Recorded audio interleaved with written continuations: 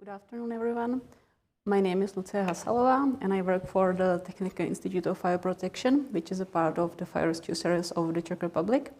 And today I would like to share with you some preliminary results of a validation study that we are still actually working on, together with our partners or colleagues from the University of Chemistry and Technology in Prague and the University Center for Energy Efficient Buildings, Czech Technical University in Prague, which is always a pleasure to introduce.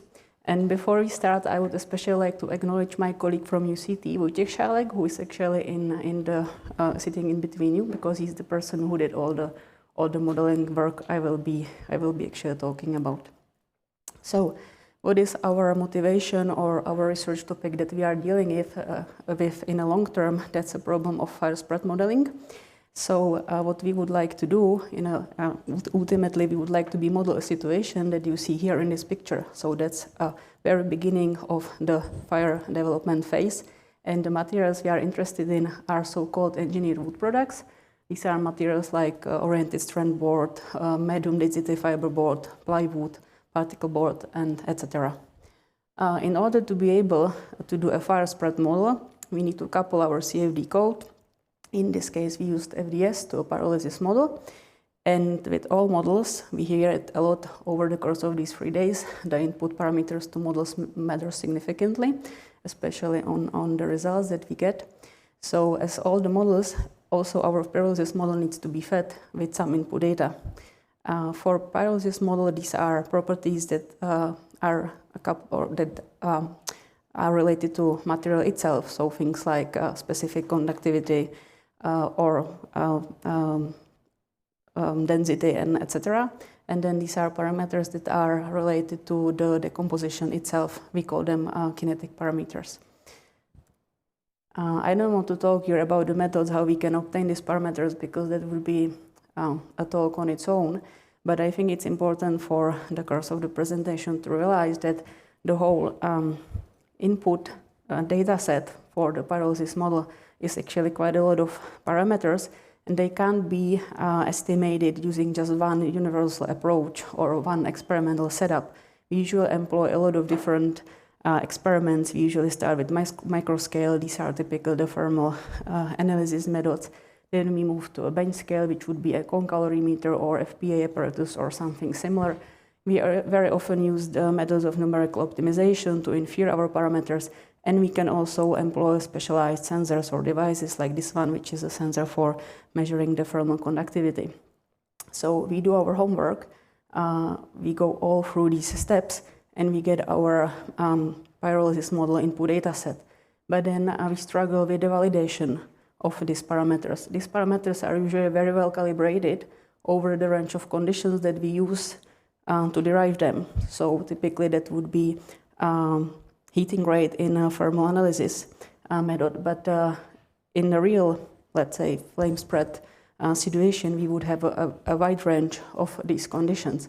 So what we want to do is we want to use an experimental data set for validation that actually covers the problem of the flame spread, so something that we ultimately want to model. So we set up this vertical flame spread experiment. We already started, and we will still be continuing on this topic. And in this case, I think it's an OSB board. It's 2 times 1 meter large, and we put a propane burner right in front of the wall. The burner is 50 centimeters wide, but it's only 5 centimeters, let's say, thick on the side to the wall. And that's because we need a nice wide flames going all over most of the board. And so we have this setup, and we measure our mass loss rate, we measure some temperature, we may measure the net heat flux, things I will talk about later. So we have our quantities for the validation. But if we take a look on this experimental setup from the modeling point of view, we have to realize that the pyrolysis, which is ultimately something we are interested in, is only one part of quite complex process, which can be basically divided into these 4 main components. It's a turbulent buoyant fluid flow, this is a gas phase kinetics, flame heat transfer, and finally the pyrolysis. So basically to be ordered to say that if there is a possible discrepancy between our model and the experimental, and this discrepancy can be assigned only to pyrolysis, either the input or the model itself, we need to be sure that the rest of the processes we capture, let's say, well. So at the beginning, before we actually start to incorporate the pyrolysis into our models, we started the experiments with inert wall, inert in terms of that it's not decomposing. And basically the main aim is just to really make sure that the thermal feedback to the wall is captured correctly in our model before we put in the pyrolysis, and we would like to make some conclusions about the quality of our data or the pyrolysis model. So we have a fiber cement panel. It's again 2 × 1 meter large. It's 12 millimeter thick, and we place it in the model of in the middle of the room corner test facility, which is basically a room 2 meters times almost 4 meters and 2.5 meters large. It's a standardized facility, so probably most of you know this. And so we just put the fiber cement panel in the middle of the room with our propane burner, which we set to either 30 or 50 kilowatts. In order to be able to validate our model, we need quantities. So what we measured was basically a gas phase temperature. We measured temperature in the corner of the room, so let's say further from the panel itself. That's basically to evaluate the general conditions in the room, the hot layer, the cold layer, neutral plane. We also measured temperature close to the wall. We did it only on the upper side, on the upper part of the panel, and then from the back, just to direct flame exposure to the thermocouples. And then we measured the solid temperature, so basically the wall temperature, both front and back of the inert panel. And then we measured the net heat flux to the wall at 4 locations, again in the upper part of the panel, just because we want to avoid direct flame exposure. That was basically the reason. One thing that we were very particular about was the repeatability and measurement uncertainty. That's always important with the experiment, but especially when we want to use them for validation. So as I said, we did 2 sets of experiments, one at 30 kilowatts and the other one at 50. I present here only the 30 kilowatt results. We did 5 repeats, or 5 exactly the same tests. And so the plots you can see here shows the difference between the maximum and the minimum value that we measured in these 5 experiments, between these 5 experiments. In terms of the temperature in the room, we have a maximum difference of 25 degrees, which is under the ceiling, basically in the hot layer. If you take a look on the panel surface temperature, the highest span is in the region of the flame, which is something which we would expect. But if we take a look on if we see the difference in terms of the percentage of the value, we actually get a repeatability of around 20%, which is not bad. I would actually expect the repeatability to be much worse. If you take a look on a net heat flux, that's actually the only quantity that we are not that happy about. And the reason is that we have quite high uncertainty of this measurement, and that's because of so-called nonlinearity error.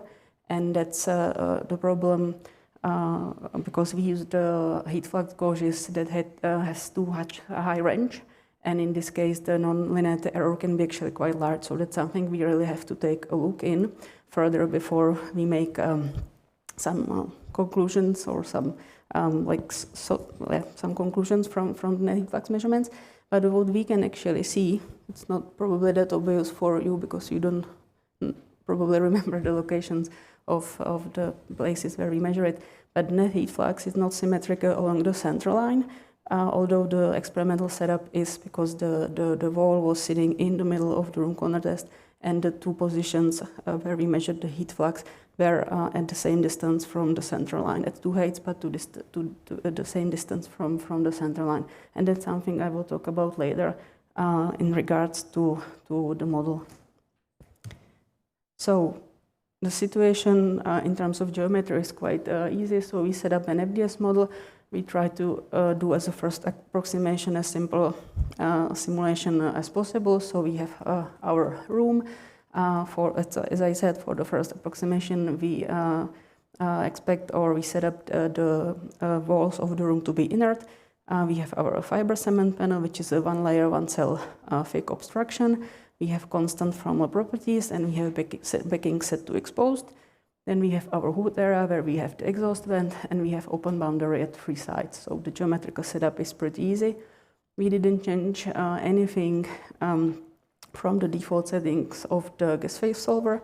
The only thing we changed were the solid phase solver settings, just because basically the heat conduction and the heat transfer to the wall is something that we are ultimately interested in.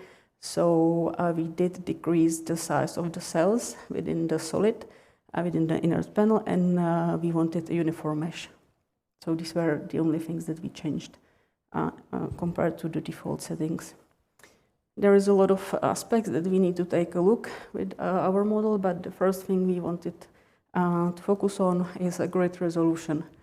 So we know that the grid resolution required to resolve the boundary layer and wall gradients in a case of a vertical flame spread problem is in an order of a millimeter. That's something we can't for sure use for our everyday FDS simulations, but if we would use such a resolution, we can actually say then the discrepancies between experimental data and the results, computational results itself, may then be attributed to the modeling results. So errors, sorry. So in our case, to the pyrolysis model or the input parameters itself. So we actually went ahead and we set up 2 very fine grid cases. We call it 1 and 2 millimeters. So it's a 1 millimeter right at the wall, and then the mesh coarsens to 4 millimeters and then to 2 centimeters. And then a second case, we have 2 for 8 millimeter and then 4 centimeter grid. Well, from the experimental results, the required simulation time would be 600 seconds. As you can see, so far when I was preparing this talk 3 weeks later, the simulation time was 10 and 40 seconds for this extremely fine grid. And that's obviously these simulations are extremely computationally demanding, and we are limited to an extent with our resources. But yeah, I believe that 200 seconds are actually doable, and I think 200 seconds would be enough to draw any conclusions about how the model is actually doing compared to the experimental results. Besides these 2 very fine grids, we also set up 3 cases with, let's say, coarse grid, so a grid in the order of centimeters that we would usually use in our FDS simulation. So we have a simulation that we call 2, 5, and 10 centimeter grid. The important thing here is to say that even these 2, 5, and 10 centimeter grid cases, all of them have a 1 centimeter cell in the region of the panel and the burner, and it's just simple because we need to fit things in. That's the way how the objects and the geometry is done in FDS. One thing also is that if we have a 1 centimeter grid right by the wall and then we jump into 10 centimeter, that's a very high volume ratio, so that's something which is definitely not recommended, and we are aware of it, but we just wanted to see what's happening. We just wanted to try and get some sort of like feeling for what our mesh is doing, and then find some compromise, like if we really need to stick with 1 millimeter or what we can actually afford. So if we get to the results, I'm not going to show all of the quantities and all of the places that we measured, and that would be way too much. I just show some interesting ones to show. So we have 2 examples from the cold layer, and we actually see a great fit at the height of 670 millimeters and a bit higher, 970 millimeters. There is a slight under prediction, but still, I guess, pretty nice fit between the model and the experiment, and we see no difference between the coarse meshes of 2, 5, and 10 centimeters. But again, this meshes is the same resolution right by the wall. If we take a look on a hot light temperature, again 2 examples, we see a slight under prediction, around 15 to 20%.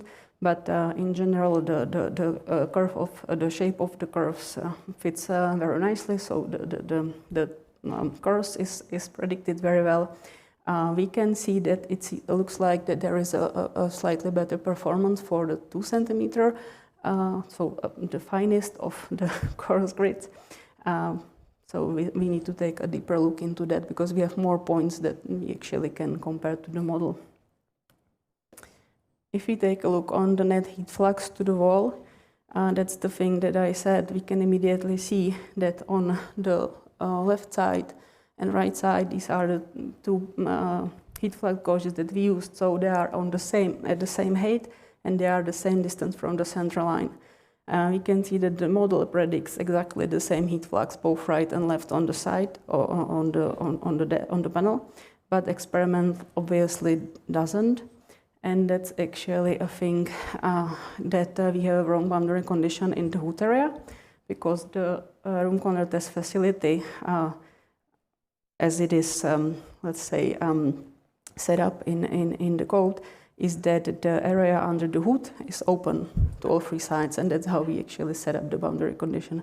But in the facility that we use, there's actually a wall on the right side under the hood, and there's a plexiglass going through to the control room in the front of the room.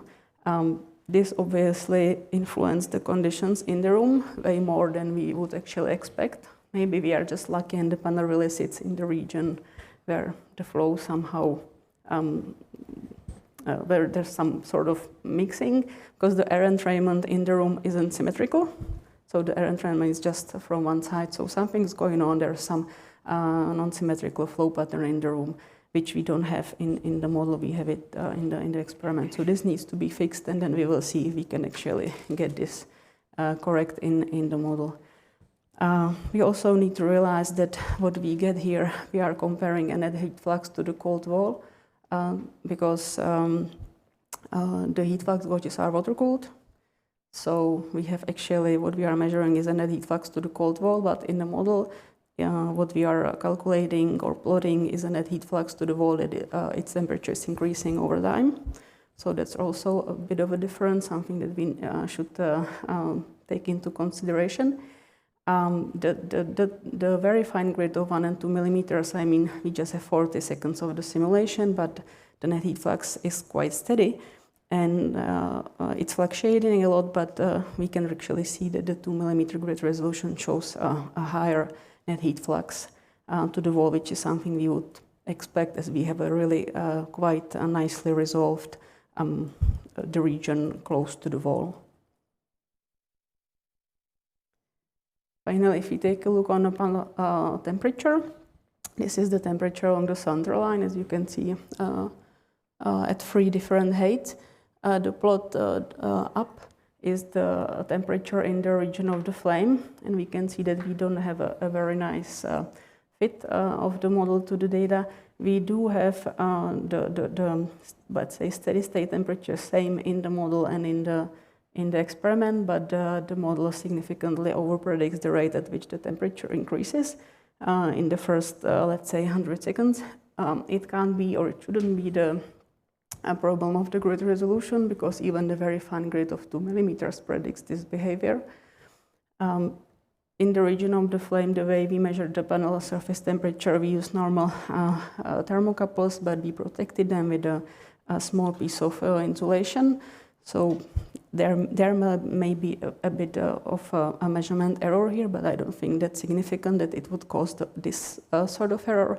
A possible difference or thing that may be responsible for this difference is a presence of moisture, because the panel actually has some water in it. We did weigh some of the experiments, and there was about 200 to 500 grams of mass loss over the whole course of experiment, and the moisture would require more heat. So that may be one of the possible reasons.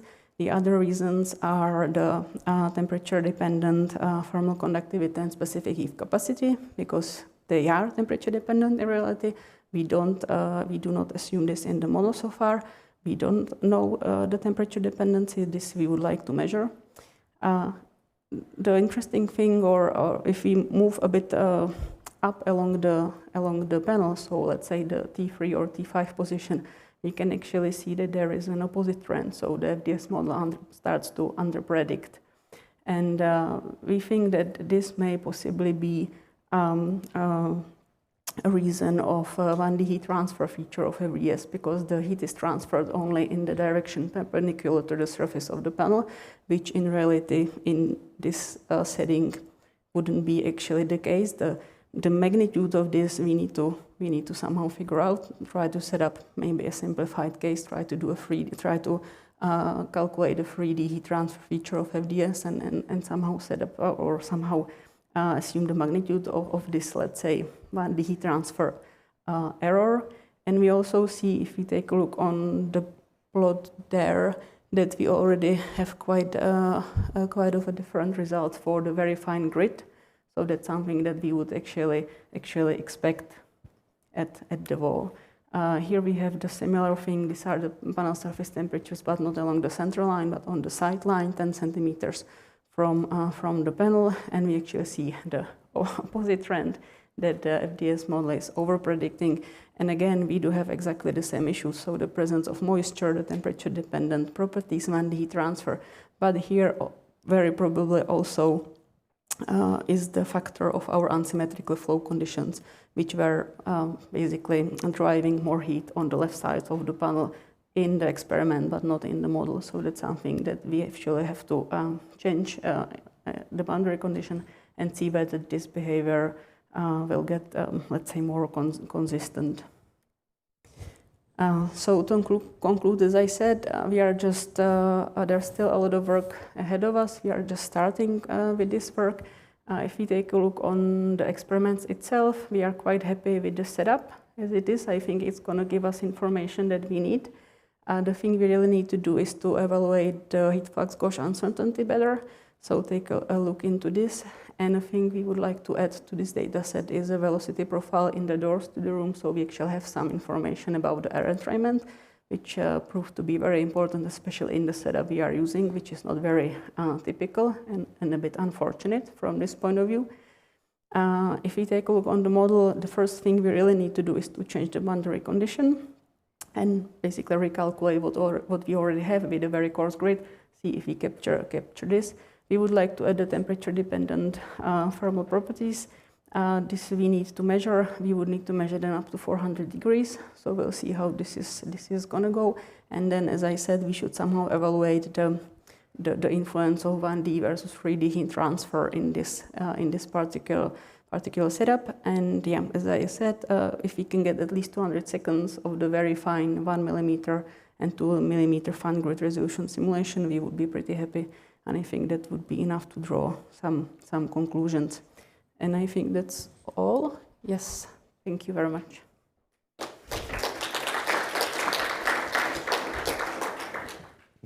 Questions in the room?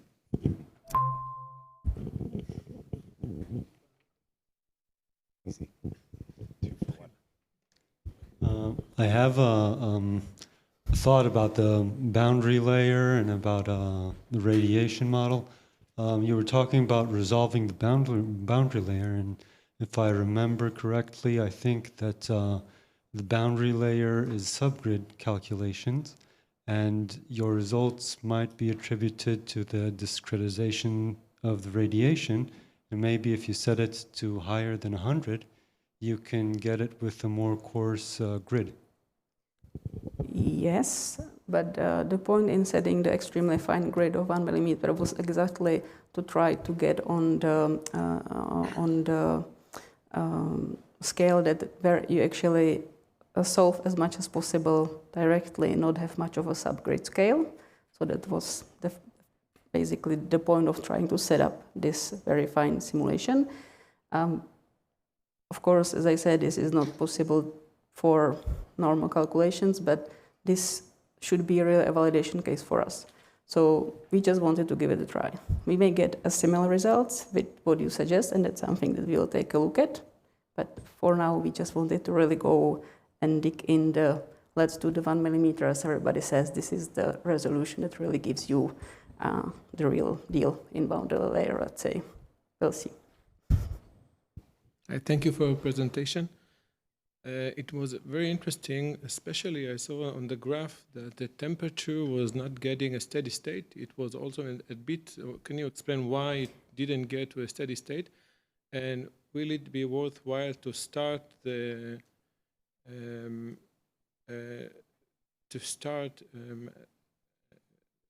all your experiment and the simulation after the steady state, after the room is acclimated and I think it will be better to compare between the results. And do you mean temperature of the gas or the solid? Because with the gas, can I somehow? Yes.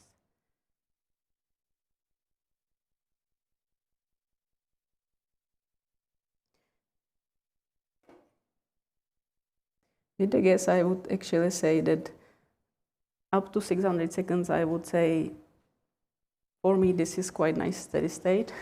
And after that, I think that already starts to be a contribution of the wall re-radiating the heat back. So I would say that's the very, very slight increase after 600 seconds. The steady state in the surface temperature, we just ran the experiment for 1200 seconds. We could do it a bit longer, but we thought we have quite nice values in terms of the gas temperature. We have quite nice steady state and heat flux, although it's very fluctuating. And in the region close to the flame, I think we even really get a nice steady state wall temperatures. Of course, the side temperatures are not in a steady state, but for this you would have to run the experiment for so long.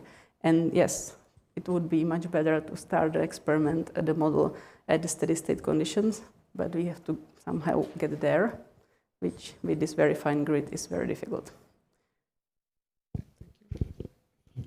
Okay, just one moment. We have a couple of questions here. We went a little bit over. I did have a question myself, and then the same question came through in chat, so I'll ask it. Did you run the simulation in LES or DNS? Did you change the simulation modes for the different scales? No, it was only LES. And was it the, what is the latest, VLES, I think is the, yeah, whatever the default? Yeah, yes, really the default. So I'd be curious at the smaller grid resolutions if the DNS mode would change your results in any way. That would be definitely interesting. Yeah. You're at the scale where it might be, yes. be close enough. And then there's just a comment in here. I'll ask you maybe to reply in the chat because they're doing. They want to know more about measurements. Okay. And with that, okay, Wojciech, you get the last one. So you get one. Make it count.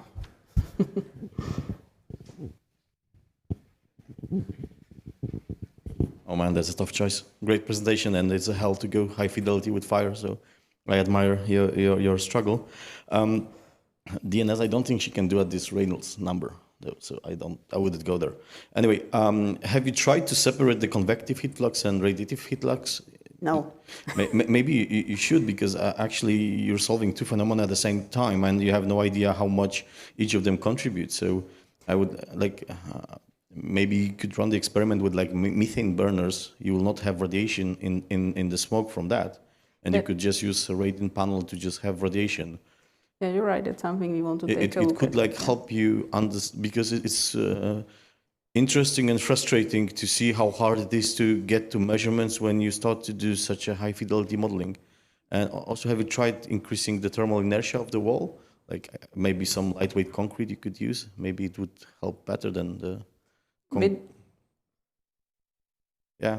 And with the inert wall, no. This is really just a very first setup that we actually did. We actually worked kind of backwards. We started with the OSB, and there was a lot of struggle, and we actually couldn't really make it work in a way that you have a decent mass loss rate, and at the same time you actually see some flame spread, because we would either have a nice mass loss rate, but then the whole panel just burned immediately, or we just have a very nice flame spread, but basically like no mass loss rate that, we could say, okay, we measure at some, confidence that this is something. So yeah, this is basically just one of the very first setups.